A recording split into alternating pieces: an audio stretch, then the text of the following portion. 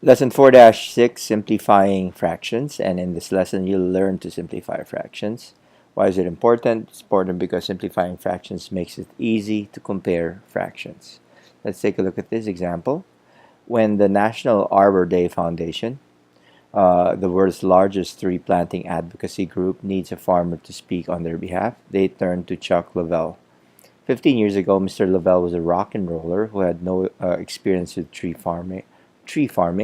His life changed when his wife's grandparents left her a 1,200-acre farm in Twiggs County, Georgia. The more I learned, the more I fell in love with it, said Lavelle. Now the Lavelles divide their time between their two loves, music and forestry. Their farm has now grown to 1,500 acres. You can compare the original size of their farm to its current size by using a ratio, and that is Mr. Lavelle right there. Okay, and let's define what a ratio is. A ratio is a comparison of two numbers by division. A ratio can be expressed in several ways. The expressions below all represent the same ratio, and the first one is 2 to 3, right there. Okay, that's a ratio. 2 colon 3, okay, 2 over 3, and 2 divided by 3. These all represent the same ratio. Okay, again, remember the definition of this. Ratio is a comparison of two numbers by division. So this one becomes important, the word division, because when you talk about a ratio, the operation that is always involved is division. Okay, now a ratio is most often written as a fraction in simplest form. Okay, and again, another definition that you need, that we talked about it last year, but I want you to memorize it this year. A fraction is in simplest form when the greatest common factor of the numerator and the denominator is 1. Okay, so when the GCF of the numerator and the denominator is equal to 1, you have a fraction in simplest form. Let's go back to Mr. Lavelle. Okay, write the ratio of the amount of land that Mrs. Lavelle inherited to the size of the farm today in simplest form. So let's start with what we know. Mrs. Lavelle inherited 1,200 acres and the farm is 1,500 acres today. So the ratio is 1,200 over 1,500. Okay, first find the GCF of the numerator and the denominator. And in order to do this, okay, the GCF, okay, we'll not do that now because I accidentally clicked it. So let's find the GCF by using the factor tree or the drop down method. The prime factors of 1,200 are 2 times 2 times 2 times 2, okay, times 3 times 5 times 5. Okay, and the prime factors of 1,500 are 2 times 2 times 3 times 5 times 5 times 5, right there. Okay, so those are the prime factors of 1,200 and 1,500. We found the prime factorization of both numbers, and now let's apply what we learned in the last lesson. So what we do to be able to find the GCF, we circle the common factors. That is common to both. Common factors. Common prime factors, I should say. Okay, it's also common to both. That 5 and that 5 is common to both. And we simply bring these factors down. So we bring these factors down. Okay. 2, 2, 3, 5, and 5. And we multiply all of them. Okay. So in this case, the GCF of 1,200 and 1,500 is 2 times 2 times 3 times 5 times 5, or 300. Okay, so after finding the GCF, we simply have to, okay, divide the numerator by 300 and the denominator by 300, which is its GCF. Okay, let me erase that so you can see this one. There you go. Okay, now divide the numerator and denominator by 300 to write the fraction in simplest form. So 1200 divided by 300 is actually 4 over 5. Okay, and since the GCF of 4 and 5 is 1, the fraction 4/5 is in simplest form. Okay, now let me show you an easier way of finding the prime factorization of 1200 and 1500. So if you have 1200, we know for a fact that this is 12 times 100. Okay, and 100 will always have, if you have 10, 100, 1000, they will have a pattern in trying to find the prime factors.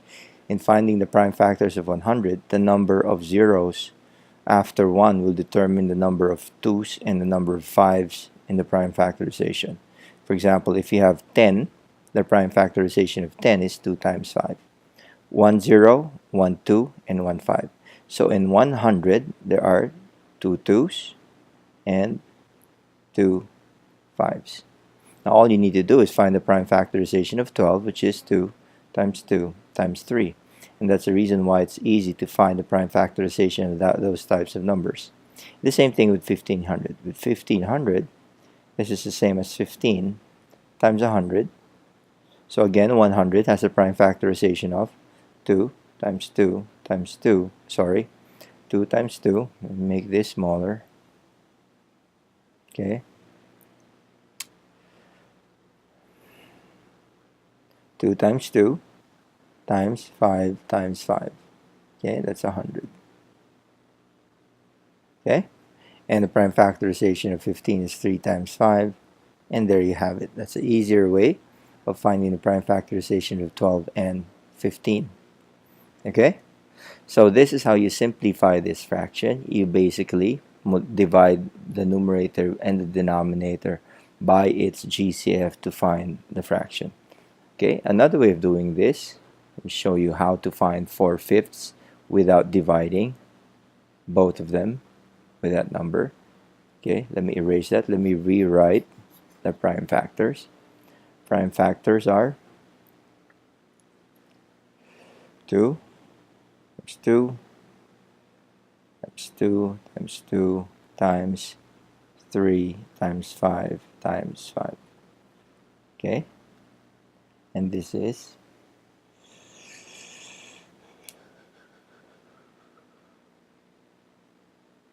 2 times 2 times 3 times 5 times 5 times 5. Another way of doing this is you circle your common factors. Again, we circle that. Okay, there you go. We circled our common prime factors, and we simply put a line, just like a normal fraction, and you don't, and you ask yourself, what are the prime factors that have not been circled? Okay, you have 2 and 2 and 5, so you multiply all of them. What's 2 times 2 times 5? End up with, oh sorry, we forgot one more. This one needs to be circled as well. There you go. So what's 2 times 2? Okay, 2 times 2 is 4. And at the bottom, what the prime factor has not been circled, it's only 5. So you have 4/5. Okay, so 2 times 2 will give you 4, and 5 will give you 5 right there. Okay, and that is basically what we're going to do next in example 2. So, what was that in example 1? Look at the very bottom of it. Let's see if that's exactly where we have it there. Okay, so what we did there is, in 1200, okay, the division in example 1 can be represented in a different way, and that's exactly how I taught you to do it. Okay, and so you have now those numbers And let's rewrite this because the book has another method. It's basically the same thing. Okay, so the book says it's 2 times 2 times 2 times 2, same prime factors, times 2 times 3 times 5 times 5. And this is 2 times 2 times 3 times 5 times 5. And again, we put a line there. Okay, we'll make that straight. Okay, let's put a line there. There you go. Okay. So what you do is that you know that you start canceling out your common factors. Okay, so in this case, the 2 is common with this factor and put a 1 because 2 over 2 is 1. Again, 2 over 2 is 1.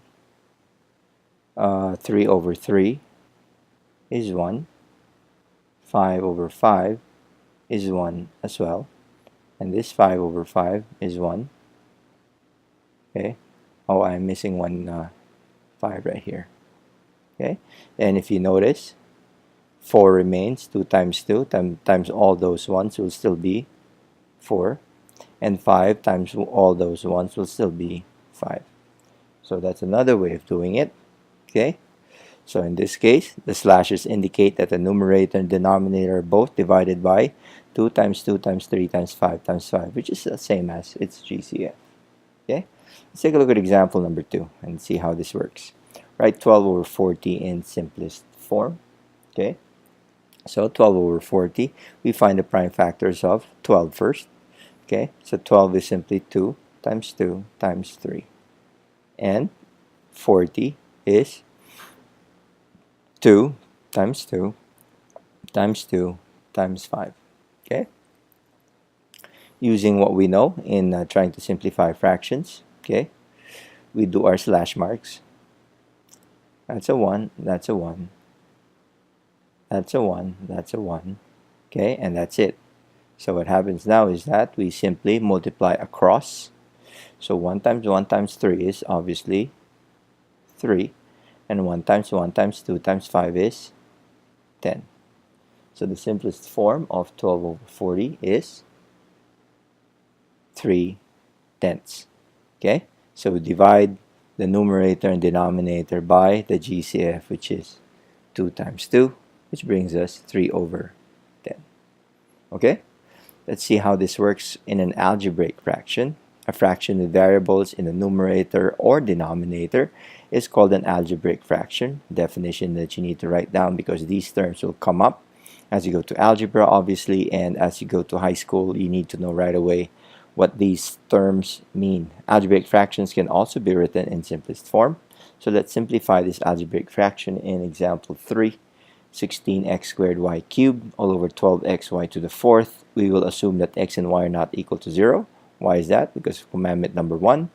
Okay, commandment number 1 in math, thou shalt not divide by 0. So obviously if x and y are, if one of these variables is equal to 0, it will make the whole fraction undefined or the whole number undefined. So we are adding that as a restriction to our algebraic fraction. Okay, let's start to simplify our algebraic fraction. Okay, we get the prime factors of 16 first, which are 2 times 2 times 2 times 2. Those are the prime factors of 16. And then we simply expand x squared to become x times x. Expand y cubed to be y times y times y. Okay, put the line underneath. Okay. Let's do the same color so we won't have a problem. Straight line, there you go. And then get the prime factors of 12, 2 times 2 times 3.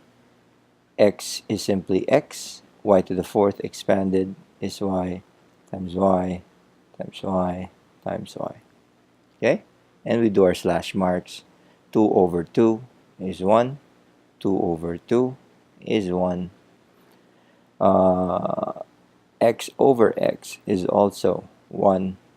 Okay, y over y is 1 as well. Y over y is 1. y over y is 1. And then we simply multiply across. Okay, so this is 2 times all those 1's times an x will give us, okay, 2x. The bottom part, all those 1's multiplied by 3 and y will give us 3y. And there you have it. You now have 4xy. Oops, sorry, I forgot. This is 2 times 2. So this becomes 4xy. Okay, 4x, sorry. And then the bottom part is simply 3y. And that's it. Okay, thank you for watching. That's the end of our lesson.